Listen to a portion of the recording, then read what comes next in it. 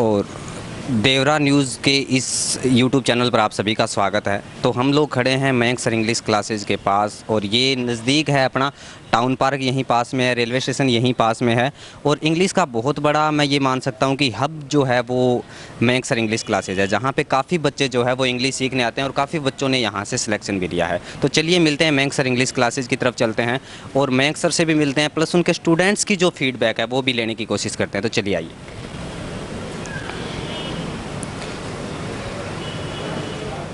चलिए सबसे पहले हम देखते हैं मयंक सर की क्लासेस में।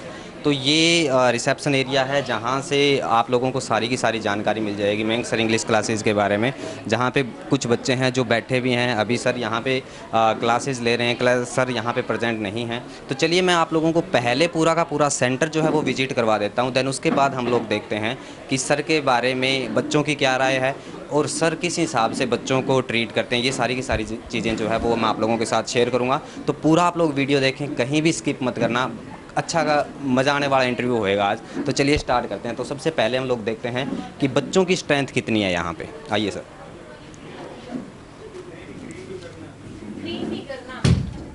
तो अभी हम आ गए हैं मयंक सर की क्लासेस में और बच्चे जो हैं वो बैठे हैं और मयंक सर जो अभी खड़े ही हैं तो इनका इंटरव्यू करेंगे हम लोग। तो पहले हम लोग मिल लेते हैं मयंक सर से।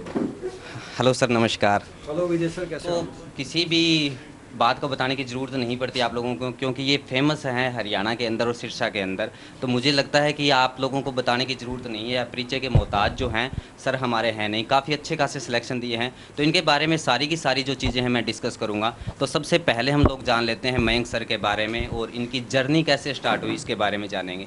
तो चलिए स्टार्ट करते हैं। सर कुछ क्वेश्चंस हैं। सबसे पहले तो बच्चे आपकी लाइफ के बारे में जानना चाहते हैं कि आपकी जर्नी कैसे स्टार्ट हुई। वेल विजय जी, ये जर्नी स्टार्ट हुई थी 2008 में, जब मैंने अपना ग्रेजुएशन किया बीटेक से। और ग्रेजुएट करने के बाद मैंने क्रैक किया सीडेक का एग्ज़ाम। जो मैंने पहला एग्ज़ाम क्रैक किया था वो सीडेक का था। सीडेक एक गवर्नमेंट इंस्टीट्यूट है जहाँ से मैं पास आउट हूँ। वहाँ पे एक डिप्लोमा किया और वो डिप्लोमा करने के बाद मुझे चांस मिला बेंगलोर में जॉब करने का। बेंगलोर, हैदराबाद में जॉब करने का मिला, but due to some health issues मैं उसको कंटिन्यू नहीं कर पाया। उसके बाद मैंने डिसाइड किया कि टेक्निकल लाइन में ना जाकर मैं एजुकेशन लाइन में अपना करियर बनाना चाहता हूँ। तो उसके लिए मैंने क्या किया, मैंने डिसाइड किया कि मुझे कुछ एजुकेशन में करना चाहिए। तो मैंने डिसाइड किया कि LPU, lovely professional university Jalandhar Phagwara, वहाँ मुझे चांस मिला अपना काम करने का। तो वहाँ पे मैंने 7-8-10 महीने वहाँ पे अपने जर्नी को टेक्निकल एजुकेशन मैंने काम किया। और उसके बाद मुझे एक इंट्यूशन होता है। इंट्यूशन में क्या रहता है कि भाई लगता है कि मेरा बेस्ट मैं क्या दे सकता हूँ स्टूडेंट को, जो कि बेटर फील हो, उनकी लाइफ में एक एडवांसमेंट्स आएँ। तो मैंने डिसाइड किया कि इंग्लिश मैं पढ़ाऊँगा। तो ये बात है 2011 की, when I started teaching English. और तब से लेकर अब तक मैं इंग्लिश ही पढ़ा रहा हूँ। और एक गट फीलिंग थी कि अगर मैं इंग्लिश टीच करूँगा तो I can teach quite well. मैं ये नहीं कहता कि मैं एक्सपर्ट हूँ, मैं मास्टर हूँ, आई एम स्टिल स्टूडेंट, सीख रहा हूँ अभी तो, ठीक है ना। और एक गट फीलिंग थी कि मुझे इंग्लिश के फील्ड में ही काम करना है। और पिछले 8-10 सालों से लगातार इंग्लिश पढ़ाना स्टार्ट किया। तो 2013 में मैंने खुद का सेंटर स्टार्ट किया। उसके बाद से लेके अब तक अराउंड 167 फाइनल सिलेक्शंस हो चुकी हैं। जो स्टूडेंट यहाँ पर पढ़े हैं मेरे पास और अलग अलग डिपार्टमेंट में जॉब ले चुके हैं, चाहे वो बैंकिंग का डिपार्टमेंट हो, पुलिस का डिपार्टमेंट हो, SSC CGL combined graduate level के एग्ज़ाम्स हैं, वहाँ पर इनकम टैक्स ऑफिस में, फाइनेंस मिनिस्ट्री के अंदर अलग अलग डिपार्टमेंट है जहाँ पे स्टूडेंट सिलेक्शन हुए और स्टूडेंट से ही स्टूडेंट जुड़ते गए। और मुझे मालूम नहीं पड़ा कि कब ये स्टूडेंट एक फैमिली बन गए और इतने सारे स्टूडेंट जुड़ने लगे हैं। और द गुड थिंग इज़, मेरे ख्याल से मैंने आज तक ऐड नहीं किया है। पिछले 10 सालों में मैंने कभी भी एडवर्टीजमेंट नहीं किया है। शायद एक ही बार मैंने आज तक ऐड किया है। जितनी भी मेरी ऐड है वो मेरे स्टूडेंट ही हैं, क्योंकि जब स्टूडेंट सेलेक्ट होता है तो उसका भाई, उसका बहन, उसका फैमिली में कोई ना कोई बताता है कि उसको जॉब कहाँ से मिली। बिल्कुल सर, काम बोलता है आपका। हाँ, तो बच्चा ने बताया था मुझे इस बारे में, जैसे 2018 से मैं आपके टच में था। हाँ जी, ठीक है। तो उस टाइम पे बाद में मुझे बच्चों ने बताया कि मयंक सर इंग्लिश क्लासेस के नाम से है, वहाँ पे चलती है। तो मैंने उनको बताया कि उनको मैं पहले से जानता हूँ काफ़ी टाइम से। अच्छा। और आज मुझे आपके साथ एक इंटरव्यू करने का भी मौका मिला, तो ये मेरे में एक्साइटमेंट है एक। ये मेरे भी एक्साइटमेंट है कि मुझे इंटरव्यू देने का मौका मिल रहा है आज। Okay okay okay sir. तो सर आप बताएं कि आपकी अचीवमेंट्स क्या है।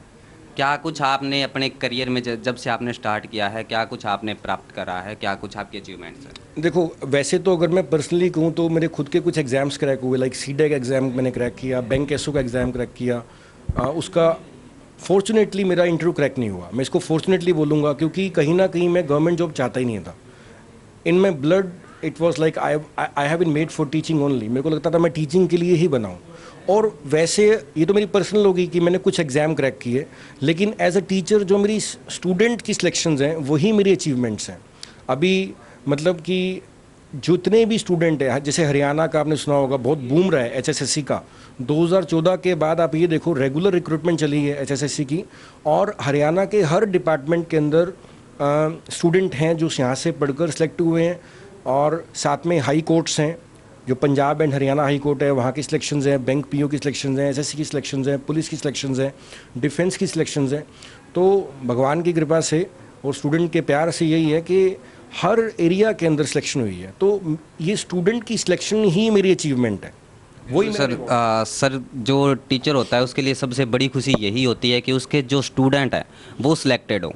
और कहीं ना कहीं इस चीज़ में टीचर का बहुत बड़ा हाथ मैं मानता हूँ कि लगभग ये मानता हूँ कि 90% ऐसा होता है कि आप लोग की जो खुद की तैयारी है वो डिपेंड करती है, प्लस गाइडेंस आप लोगों के लिए बहुत इंपॉर्टेंट होती है। तो इसमें एक टीचर का बहुत बड़ा योगदान होता है। चलिए सर, नेक्स्ट क्वेश्चन है आपके कुछ मेमोरेबल मोमेंट जो भी आपने लाइफ में अच्छा गेन किया है और कुछ आपकी यादें भी रही होंगी इस लाइन से जब आप जुड़े हो उसके बाद की, तो उनके बारे में थोड़ा सा बच्चों के साथ आप शेयर करें। हाँ जी, ज़रूर। मेमोरेबल मोमेंट्स बहुत सारी हैं। पहली बात तो जब भी कोई स्टूडेंट मिठाई का डब्बा लेकर आता है कि सर मेरी सिलेक्शन हो गई है, कि मेरे को ज्वाइनिंग आ गई है, मेरी फ़र्स्ट सैलरी आई है, तो वो मेरे लिए बहुत मेमोरेबल होता है। मुझे याद है कि 2-3 स्टूडेंट मेरे ऐसे हुए हैं जिन्होंने जब सिलेक्शन हुई, जैसे पीजीटी हरियाणा की जॉब्स निकलती हैं, तो उन्होंने जब गाड़ी खरीदी तो वो मेरे पास गाड़ी की चाबी लेकर आए और उन्होंने मुझे कहा कि सर टेस्ट ड्राइव आप चलाओ पहले। जैसे एक लड़की वो बालिनो लेकर आई थी, एक लड़का स्विफ्ट लेकर आया था। तो मेरे लिए बड़ा प्राउड मोमेंट था वो, कि एक्चुअली हम क्या मानते हैं, हम अपने जो बॉलीवुड के एक्टर्स हैं कहीं ना कहीं उनके लिए काफ़ी हाइप रहता है, बट लेकिन एक टीचर के लिए इतना रिस्पेक्ट मिलना वो मेरे लिए प्राउड मोमेंट था। ये स्टूडेंट के अचीवमेंट, जो रिवार्ड स्टूडेंट देते हैं, जो प्यार स्टूडेंट देते हैं। अभी मैं किसी के घर जाता हूँ तो बहुत रिस्पेक्ट मिलती है। उनके पेरेंट्स, जैसे अभी मेरे एक स्टूडेंट है, उनका नाम है हिमांशु, तो वो भी बैंक पीओ है कैनरा बैंक के अंदर। तो मुझे भी याद है जब मैं हिमांशु की सिस्टर की शादी में गया तो उनके फादर मुझे मिले। तो अभी वो सिलेक्शन हो गया था, तो उसके जब फादर ने मुझे इंट्रोड्यूस किया तो उन्होंने ये नहीं कहा कि ये टीचर हैं, उन्होंने ये बोला कि ये मेरे बेटे के मतलब के मेंटोर हैं। इन्होंने ही के कारण ही मेरे बेटे की गवर्नमेंट जॉब लगी है और एक permanent source of income generate किया है। तो जब ऐसी चीज़ें होती हैं, जैसे कोई स्टूडेंट गाड़ी लेकर आ रहा है, कहीं जाते हैं तो बहुत रिवॉर्ड मिलता है, तो ये एक मेमोरेबल मोमेंट होती है। वहाँ पे एक स्टूडेंट नहीं रहता, वहाँ पे हम एक फैमिली बन जाते हैं। तो ये कमाल की है। एक सर मैंने आपका वीडियो देखा था इंग्लिश का, तो उसका कमेंट देखा मैंने, तो कमेंट में लिखा हुआ था कि इंग्लिश वाले मास्टर को तो नोबेल पुरस्कार मिलना चाहिए। ठीक है, तो बच्चों के नेगेटिव फीडबैक भी आते हैं, देखते हैं कमेंट में, तो कुछ बच्चे होते हैं जो नेगेटिव भी बोलते हैं, कुछ बच्चे जो है वो पॉजिटिव भी बोलते हैं। तो सबसे पहले तो आप ये बताओ कि नोबेल पुरस्कार के बारे में आपका क्या मानना है कि कब आपको मिलना चाहिए, प्लस जो बच्चे नेगेटिव फीडबैक देते हैं उनके बारे में आपकी क्या राय है? देखो, दोनों ही फीडबैक इंपॉर्टेंट है। जो नेगेटिव फीडबैक है उससे सीखने को मिलता है। ऐसा तो है नहीं कि हम कोई परफेक्ट हैं या हम बेस्ट हैं, ऐसा कुछ भी नहीं है। मैं तो ये बोलता हूँ कि अभी तो मैं सीख ही रहा हूँ, मुझे शायद कुछ ज़्यादा आता नहीं है।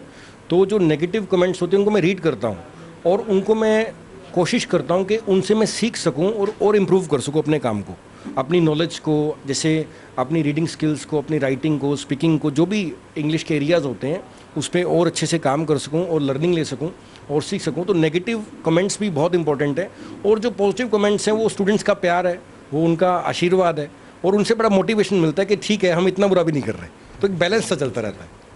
ये है। सर, आपके जो अपकमिंग प्रोजेक्ट्स हैं उनके बारे में कुछ बताएं कि कहाँ पे आप तो जो है वो फ्यूचर में काम करने वाले हैं। मैंने सुना है कि बड़ी बड़ी संस्थाओं के साथ आप जुड़ने वाले हैं। ये सब आप जैसे दोस्तों का आशीर्वाद है, स्टूडेंट्स का प्यार है इतना, और बहुत सारे टीचर्स हैं जिन्होंने गाइड किया है, सपोर्ट किया है, अलग अलग स्कूल के स्टाफ हैं, कॉलेज के स्टाफ हैं। अभी तो जैसे जेसीडी में मुझे भी बुलाया था, तो इंग्लिश में काफ़ी अच्छा काम करने का प्राइज़ मिला मुझे, अवार्ड। मैंने वो देखा था, आपको अवार्ड मिला था जेसीडी में, आपकी फ़ोटोज़ देखी थी मैंने।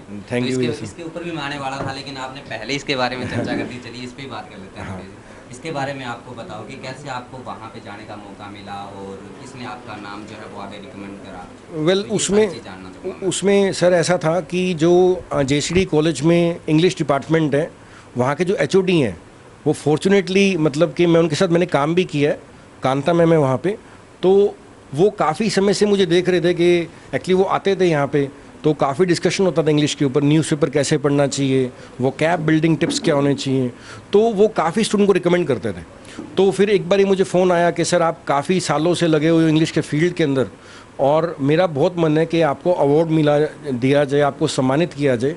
तो ये तो थैंकफुल हूँ मैं कांता मैम का कि उन्होंने मेरा नाम रिकमेंड किया उस तरफ, और मुझे वो मौका मिला कि मैं इतनी पब्लिक में जाकर मुझे प्राइज़ दिया गया, अवार्ड दिया गया। वो भी एक बड़ा मेमोरेबल मोमेंट था। और जो अपकमिंग प्रोजेक्ट्स हैं वो ऐसा है कि कई सारे स्कूल्स में पढ़ाने का मुझे मौका मिला, like actually not as a permanent teacher, as a guest lecturer मैं वहाँ पे गया, स्कूल्स में, कॉलेजेस में, यूनिवर्सिटीज़ में जाके मैंने पढ़ाया है। जैसे सिरसा में है, बहुत पॉपुलर जगह है, डेरा है, वहाँ पे स्कूल है, गर्ल्स स्कूल है, तो मुझे मौका मिला वहाँ पे पढ़ाने का कि अखबार कैसे पढ़ते हैं। अब ये रीडिंग क्या है, बहुत इंपॉर्टेंट है। मुझे मौका मिला भारत ग्रुप है सरदूलगढ़ के अंदर, वहाँ पर काम करने का। तो कई सारी संस्थाओं के साथ जुड़ा, कई सारे जो टीचर्स हैं, गुरु हैं, उन्होंने आशीर्वाद दिया अपना, उनकी कृपा से ही रास्ता आगे का आगे बनता जा रहा है। बस इस तरह से चल रहा है काम। और सर एक मैंने ये भी सुना था कि आप हमारे जो पूर्व राष्ट्रपति है डॉक्टर एपीजे अब्दुल कलाम, उनके साथ आपने एक पूरा दिन बिताया है। हाँ जी, ये बात कितनी सच है और कहाँ तक, इसके बारे में आप कुछ शेयर। ये बात पूरी की पूरी सच है कि मुझे चांस मिला डॉक्टर एपीजे अब्दुल कलाम जी के साथ पूरा दिन स्पेंड करने का। एक्चुअली 2013 जुलाई की बात है, और आपको अगर देखना कि वो सिरसा भी आए थे, और I got the chance to, मैं उनको सिरसा लेकर आया था। एक्चुअली ये बात है जेसीडी विद्यापीठ की, तब मैं वहाँ पर एक परमानेंट एम्प्लॉय था बिफोर माई कोचिंग सेंटर। मैंने अपना सेंटर स्टार्ट किया 2013 के अंदर, और 2013 से पहले मैं जेसीडी में एज अ टीचर वहाँ पे अपनी सर्विसेज दे रहा था। तो वहाँ पर जब मीटिंग चल रही थी प्रिंसिपल्स की, मैनेजमेंट की, तो मैं बिल्कुल वहाँ पर फ्रेशर था। तो वहाँ पर ये पूछा गया कि कौन सा फैकल्टी मेंबर है जो कि इंटरेस्टेड है दिल्ली जाने के अंदर, और रेस कोर्स रोड, जो कि हमारे प्रेसिडेंट राष्ट्रपति का यहाँ पे रेजिडेंस होता है, वहाँ पे जाकर उनको रिसीव करेगा। तो मुझे अभी भी याद है अराउंड 120, आई थिंक 120 के आसपास फैकल्टी मेंबर्स अवेलेबल थे, क्योंकि जेसीडी में कन्वोकेशन होना था, कन्वोकेशन प्रोग्राम था, बहुत बड़ा प्रोग्राम था वो विद्यापीठ का, मतलब कि कंप्लीट फैकल्टी फैसिलिटी वहाँ पे इन्वॉल्व कर रखी थी। तो मैंने एक थॉट पढ़ा था कि नेवर से नो, से यस इन लाइफ, कि जीवन में जब आपको मौका मिला ना कुछ करने का, तो आप ना मत बोलो, आप हाँ बोलो। तो मेरे को भी याद है कि उन 100 या 120 फैकल्टी मेंबर से, जहाँ तक मुझे ध्यान है, मैं अकेला ही था जिसने मैंने हाथ उठा लिया कि जी मैं जाऊँगा। And I was a fresher there, मैं तो बिल्कुल फ्रेशर था। और एपीजे अब्दुल कलाम के साथ जाके बात करना, उनको यहाँ तक लेकर आना, मतलब कि मेरे को मालूम नहीं था मैं कैसे करूँगा, लेकिन वो थॉट मेरे माइंड में था कि ज़िंदगी में येस बोलना सीखो। और मैंने बस उस येस को पकड़ रखा था। और मैंने जैसी मीटिंग में पूछा कि हाँ जी कौन जाएगा वहाँ पे, तो मैंने रेस माई हैंड कि सर मैं जाऊँगा। तो वो कहते आर यू श्योर कि आप चले जाओगे, क्योंकि मैं वहाँ पे सबसे जूनियर था उस टाइम, फ्रेशर था मैं। तो मुझे वहाँ पे गया, मैं मौका मिला मुझे जाने का, तो कलाम जी के घर पे गया, उनको रिसीव किया, तो उनसे बातचीत हुई, उनसे फ़ोटोज़ हुए, ऑटोग्राफ लिया उनको। तो वो बहुत कमाल का मोमेंट था। और एक मैं बात यहाँ पे बताना चाहूँगा, तो अब इतनी बड़ी हस्ती के सामने बैठने के लिए हम क्या होते हैं, मम हो जाते हैं, देयर नो वर्ड्स, लाइक मैं क्या बात करूँ उनसे। तो मैं जब उनके साथ सामने बैठा हुआ, तो ही आस्क्ड माय नेम कि क्या नाम है आपका। मैं कहा my name is Mayank Batra. तो उन्होंने मेरे नाम पूछा, तो आई हैड नो वर्ड्स कि यार मैं क्या पूछूं उनसे अभी। तो मैंने कहा sir I have nothing to ask, but you are the ocean of knowledge, आप तो समुंदर है नॉलेज के, आप ही अपने समुद्र में से कुछ ज्ञान की बात मुझे दे दो, आप ही मुझे कुछ अपने समुद्र में से ज्ञान की बात निकाल कर दे दो। तो मुझे अभी भी याद है, उन्होंने मुझे एक एक्सपीरियंस शेयर किया था। तो उन्होंने मुझसे पूछा कि आप क्या करते हैं, तो मैंने कहा मैं टीचर हूँ। तो उन्होंने कहा कि जितने भी स्टूडेंट आपको मिले उनको एक मैसेज देना कि 18 साल की उम्र तक अपना गोल डिसाइड कर लो कि तुम ज़िंदगी में चाहते क्या हो। अगर आप 18 ईयर तक आते आते डिसाइड कर लेते हो कि आप क्या चाहते हो, तो नो डाउट आपकी लाइफ में सक्सेस आएगी ही आएगी। 18 साल से जितना दूर है हमारा गोल, हमारा विज़न जितना दूर है, कहीं ना कहीं हमारी सक्सेस उतना डिले हो जाती है। तो वो एक गोल्डन कोट था मेरे लिए, वो गोल्डन एक्सपीरियंस था कलाम जी का, जो आज भी मेरे मेमोरीज के अंदर मैंने संभाल के रखा हुआ है। बिल्कुल सर, ऐसा ही होता है कि हमारी लाइफ में क्या होता है कि हमारे गोल जो है वो डेली बदलते रहते हैं। कभी हमें लगता है कि हमें आईएएस बनना है, कभी हमें लगता है कि पुलिस में जाना है, कभी हमें लगता है कि डी ग्रुप में जाना है, और एक एज ऐसी आ जाती है कि हम कहीं नहीं जाते, हम सोचते हैं कि यार कोई जॉब लग जाए, चाहे डी ग्रुप की लग जाए, किसी भी प्रकार की लग जाए। तो हमारे गोल जो है वो अभी तक सेट नहीं है, और जिन बच्चों ने अब तक अपने गोल सेट नहीं किए हैं, शायद सक्सेस उनसे काफ़ी दूर है अब तक। जिन्होंने गोल डिसाइड कर लिया वो लोग आज सक्सेस के पास हैं, लेकिन जिन्होंने टाइम से गोल डिसाइड नहीं करा अपना, वो सक्सेस से काफ़ी दूर है। इस चीज़ को मैं भी मानता हूँ। जैसे मेरे ड्रीम्स हैं, मेरे ड्रीम्स रोज़ बदलते रहते हैं। मैं कभी सोचता हूँ कि मैं एक्टर बनूंगा, कभी मैं सोचता हूँ कि मैं सिंगर बनूंगा, कभी मैं सोचता हूँ कि न्यूज़ रिपोर्टर बनूंगा, कभी मैं सोचता हूँ यूट्यूबर बनूंगा। लास्ट में मेरे हाथ में कुछ नहीं आता, ठीक है। कोई भी जो है बड़ी अपॉर्चुनिटी वगैरह आती है तो वो मैं निकाल देता हूँ सोचने के चक्कर में। तो आप लोगों से भी यही चीज़ बोलना चाहूँगा कि अपने गोल डिसाइड करो और टाइम से उस चीज़ पे मेहनत करो। जैसे सर ने बताया कि जैसे ही आप 18 साल के हो जाते हैं उससे पहले पहले आपका गोल जो है वो डिसाइड हो जाना चाहिए। उस अगर आपने 18 साल तक अपना गोल डिसाइड कर लिया तो आप सक्सेस के लगभग पास पहुंच चुके हैं, मेरा ये मानना है। चलिए सर, नेक्स्ट क्वेश्चन ये बोलूँगा कि इंग्लिश जो है बड़ी डिफ़िकल्ट लैंग्वेज है। जैसे हमारे यहाँ के जो बच्चे हैं वो हिंदी या पंजाबी या बागड़ी बेल्ट के बच्चे हैं, तो वो लोग हिंदी ढंग से नहीं बोल पाते और आप उनको इंग्लिश सिखा रहे हैं, तो कितना जो है वो मुश्किलों का सामना करना पड़ता है आपको? मैं इसको बिल्कुल मुश्किल नहीं मानता, मैं अपने काम को बहुत एंजॉय करता हूँ। और दूसरी बात, ये बिल्कुल एक मिथ है कि इंग्लिश एक टफ़ लैंग्वेज है। देखो मैं कुछ आपको ना फैक्ट्स बताता हूँ। इंग्लिश लैंग्वेज की जो वोकेबलरी है इट्स अराउंड 2.5 लाख, यानी कि 2.5 लाख के आसपास इसकी शब्दावली है, इसकी जो वर्ड्स हैं। जो हिंदी की वोकैब है ये 65 लाख है। You can see the power of Hindi. Hindi की वोकेबलरी है 65 लाख, इंग्लिश की वोकेबलरी है 2.5 लाख। आप यहाँ से समझ सकते हो कि इंग्लिश बहुत ज़्यादा कंटेंट नहीं है। तो ये बिल्कुल, और इससे भी आगे है संस्कृत। संस्कृत का वोकैब कंटेंट है 12 करोड़ से भी ज़्यादा। तो आप यहाँ से समझ सकते हो कि जो इमेंसनेस है संस्कृत की और हिंदी की कितनी ज़्यादा है। इंग्लिश बिल्कुल मुश्किल नहीं है, टेक्निक का फ़र्क है। जिस तरह से मेरा तरीका है टीच करने का, मेरे को लगता है कि मैं चीज़ों को थोड़ा सा आसान करके पढ़ा सकता हूँ। भगवान ने ऐसा टैलेंट दिया है मुझे ऐसा लगता है काफ़ी।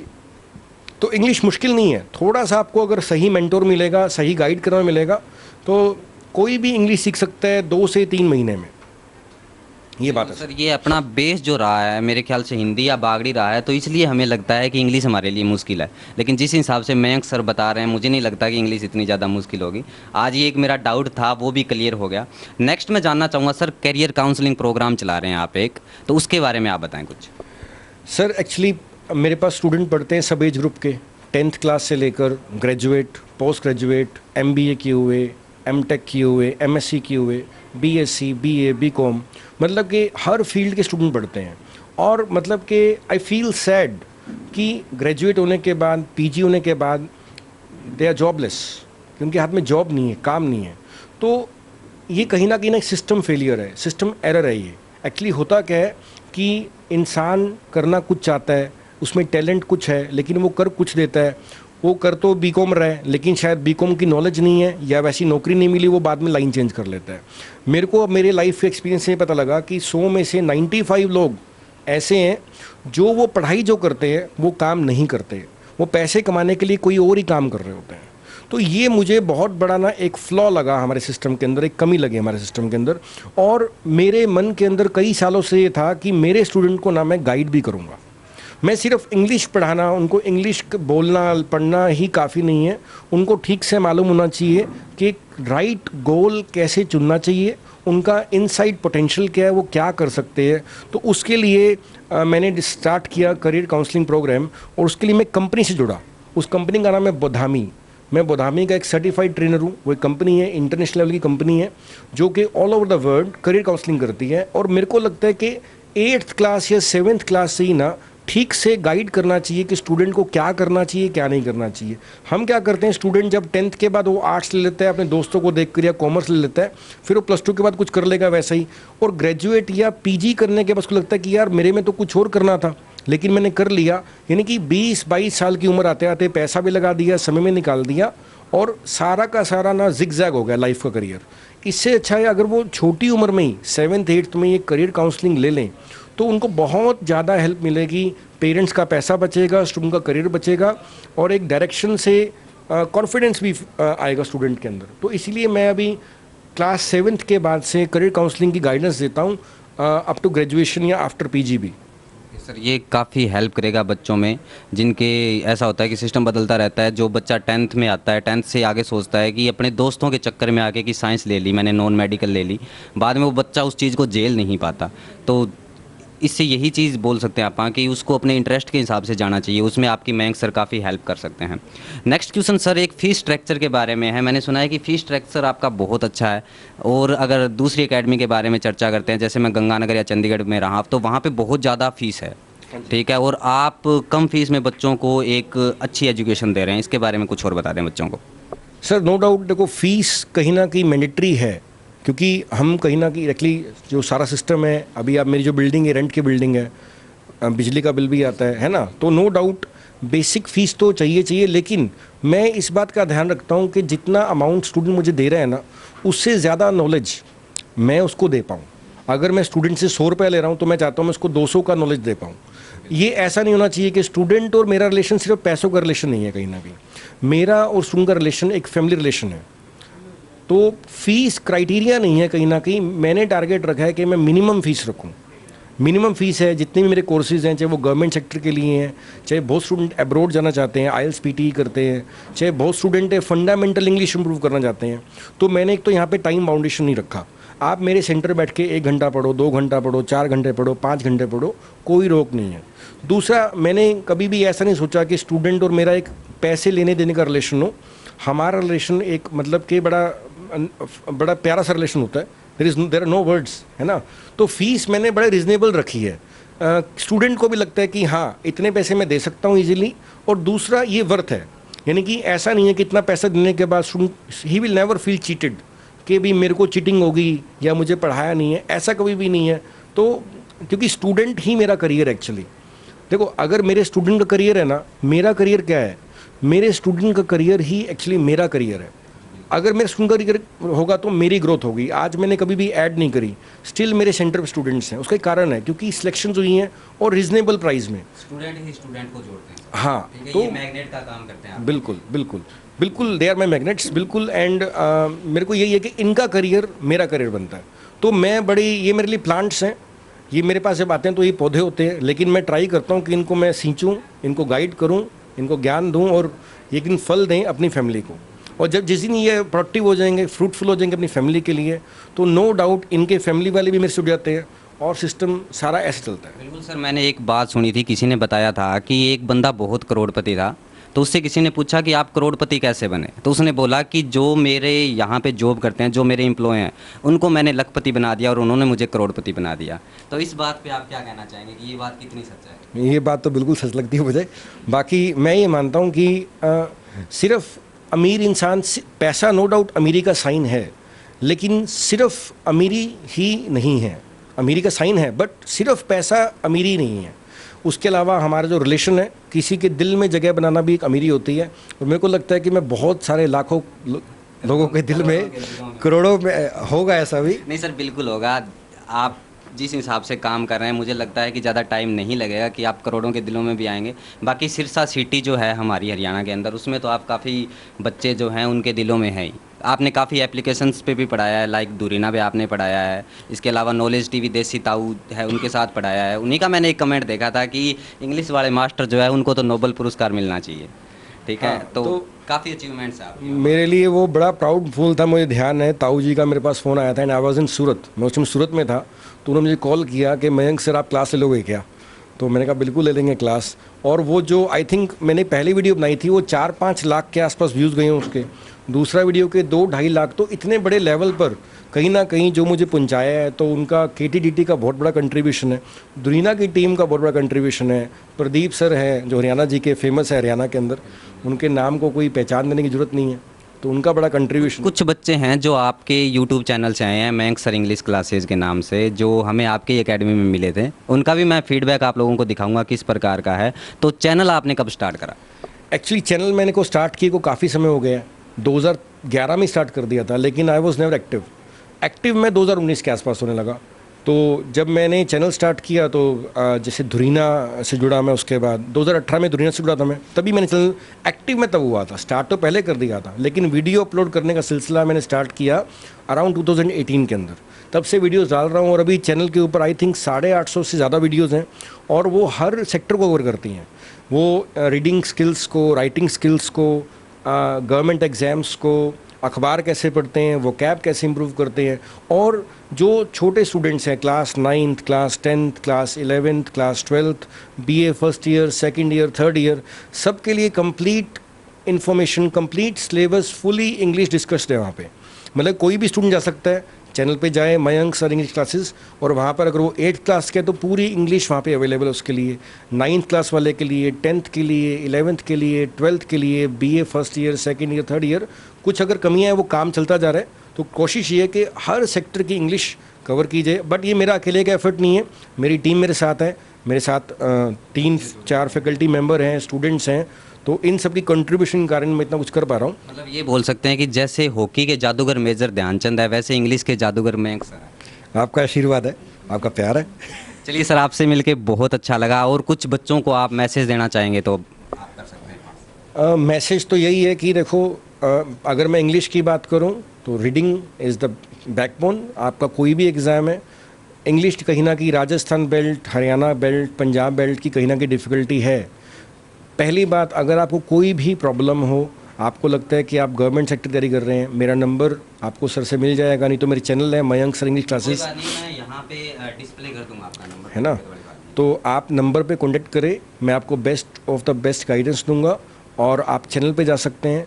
और टिप यही है कि अपने गोल्स चेंज मत करो। अभी सर ने आपको बताया, गोल को मन में रखो, उसको चेंज मत करो। टाइम लगता है, पेशेंस लगता है, नेगेटिव मत सोचो, और भगवान का नाम लेके काम करते रहो ईमानदारी के साथ। अच्छी नीयत से काम करोगे तो अच्छा फल लगेगा ही लगेगा।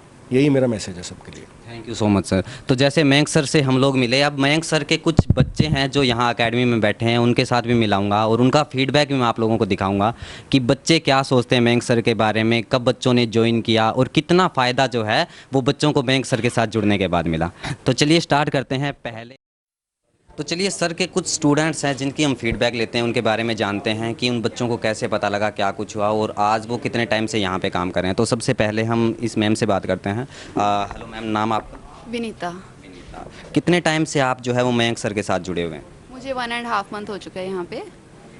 ओ, कैसे पता चला आपको कि यहाँ पे इंग्लिश की क्लास चल रही है? काफ़ी कोचिंग सेंटर्स है, आपका यही ज्वाइन करने का क्या रीज़न था? एक्चुअली मैं सर्च कर रही थी भी मुझे बैंकिंग के लिए कुछ अच्छा इंग्लिश मिल जाए, इंग्लिश सेंटर मिल जाए, लेकिन फिर मैंने अपने जैसे फ्रेंड से डिस्कस किया तो मेरी फ्रेंड ने मुझे सजेस्ट किया भी मयंक सर बहुत अच्छी इंग्लिश कराते हैं, तो वहाँ पे डेमो लेके देख ले। तो फिर जब मैंने डेमो लिया मुझे अच्छा लगा और फिर मैंने यहीं पे ज्वाइन कर लिया। कि कितने टाइम से आप यहाँ पे हो और आगे आप करियर में क्या कुछ करना चाहते हो, इसके बारे में थोड़ा बताएं। मैं यहाँ पे 1.5 मंथ से हूँ और मैं बेसिकली यहाँ पे आती हूँ भी मेरा बैंक पीओ का टारगेट अचीव करने के लिए। हाँ जी। कुछ अनकट सीन है जो मैंने बच्चों से बात करी और उनके बारे में हम लोगों ने जाना। एक मैम और बैठे हैं जिनसे पूछेंगे हम कि आपका क्या रिस्पॉन्स है मयंक सर इंग्लिश क्लासेज को लेके। आपका नाम जी? किरण। किरण, कितने टाइम से जुड़े हो आप मयंक सर के साथ? अभी मेरे को कुछ ही दिन हुए हैं, बट सर काफ़ी अच्छा सिलेबस कवर करवा रहे हैं, तो आई थिंक अभी डेमो ही चल रहा है मेरा, तो मुझे लगता है मुझे कंटिन्यू करना चाहिए। मैंने सुना है बच्चों से कि सर जो है वो काफ़ी अच्छा अटेंड करते हैं बच्चों को और पर बच्चे को अच्छे से टाइम देते हैं, तो इसीलिए बच्चे जो है वो मयंक सर के साथ जुड़े हैं। चलिए कुछ बच्चे और हैं, उनसे मिलते हैं। आइए sir.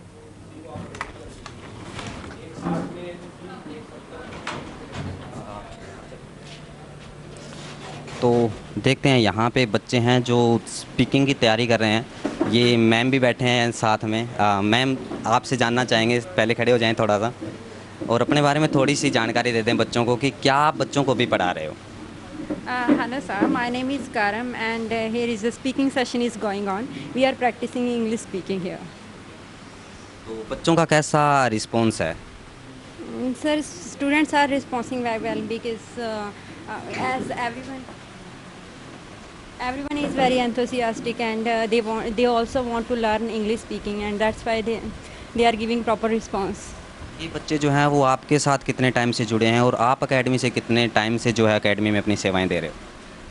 So definitely I would say that I also earlier I was here a student, and I have joined this academy maybe approximately that's 3 months ago, and yes sir. Mayank sir के साथ बॉन्डिंग काफ़ी अच्छी हो गई है फिर आपकी, है ना? Definitely I know Mayank sir from the 3 years, previous 3 years. चलिए अब हम कुछ बच्चों से और जानने की कोशिश करते हैं जो मयंक सर इंग्लिश क्लासेस में काफ़ी टाइम से पढ़ रहे हैं। चलिए पहले मिलते हैं इस भाई साहब से। हेलो सर, कैसे हैं आप? बढ़िया सर, आप बताओ। आपका शुभ नाम? My name is Pushpendra Kumar. कितने टाइम से आप मयंक सर इंग्लिश क्लासेस के साथ जुड़े हुए हैं? सर मैं पिछले 1 महीने से यहाँ पे हूँ और आइल्स के लिए प्रिपरेशन के लिए। रिस्पांस कैसा है एकेडमी का? जो बच्चों का रिस्पांस कैसा है, या सिलेक्शन के हिसाब से अगर बात करें तो कितने सिलेक्शन सर ने अब तक दिए हैं, उस हिसाब से आपको क्या लगता है कि कितने टाइम में आप सिलेक्शन ले पाएंगे? सर पिछले मतलब 2-3 मंथ से यहाँ पे जो स्टूडेंट्स आ रहे हैं उनका रिस्पांस काफ़ी बढ़िया है, और मेरे हिसाब से मेरा प्लान है अभी आगे 1 मंथ बाद मतलब पेपर एग्ज़ाम देने के लिए रेडी हूँ। हाँ, और बहुत अच्छी बात है, भगवान करे आपका जल्दी से सिलेक्शन हो। जिस चीज़ के लिए आप यहाँ से जुड़े हो मयंक सर के साथ, वो ड्रीम आपका जो है वो जल्द से जल्द पूरा हो। कोई और मैम आप बताना चाहेंगे अपने कुछ? आप जब आप मना ही कर रहे हैं तो कुछ बताइए। क्या नाम आपका? सोनिया। सोनिया, कितने टाइम से आप यहाँ पे जुड़ी हुई हो, क्या कुछ कर रखा है और लाइफ में आपको क्या कुछ करना है, इसके बारे में जानना चाहेंगे हम। मैं यहाँ पे 2 महीने से कोचिंग ले रही हूँ और आगे मैं अब्रॉड जाना चाहती हूँ मेरी आगे की एजुकेशन के लिए। तो यहाँ पर आपका कैसा फीडबैक है सर की कोचिंग को लेके? मेरे हिसाब से सर बहुत एक्सपीरियंस्ड हैं और यहाँ पे मैं कोचिंग ले रही हूँ। मैं सोचती हूँ कि मेरी बहुत अच्छी किस्मत है क्योंकि सर बहुत अच्छी कोचिंग देते हैं।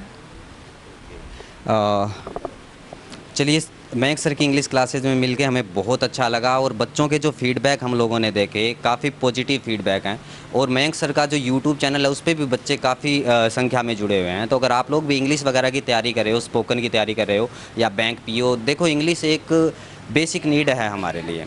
तो आप लोगों को अगर आपकी वो बेसिक नीड पूरी करनी है तो आप मयंक सर इंग्लिश क्लासेज को ज्वाइन कर सकते हो। बहुत रीजनेबल फ़ीस है और बहुत कम फीस में आप लोगों को बेहतर सुविधा जो है वो मयंक सर इंग्लिश क्लासेज में मिल रही है। चलिए नेक्स्ट एक और बच्चे से हम लोग मिलते हैं, उनसे रूबरू होते हैं, उनकी फीडबैक भी हम लोग जानने की कोशिश करेंगे। डियर, आपका नाम? My name is Nishtha Pahuja and I have been here for a couple of days for now, and I find myself improving a lot in English. I'm here because I want to improve my vocabulary because I'm going out of the city for my further studies, and I have a great experience here. Okay, age क्या हो गई आप जो इतनी फटाफट आप English बोल रहे हो? ये मयंक सर से जुड़ने के बाद हुआ या पहले से ही कुछ आप में था कि हाँ गट्स है हमारे में, इंग्लिश हम लोग बोल सकते हैं? कहाँ से ये जो इंस्पिरेशन आपको मिली?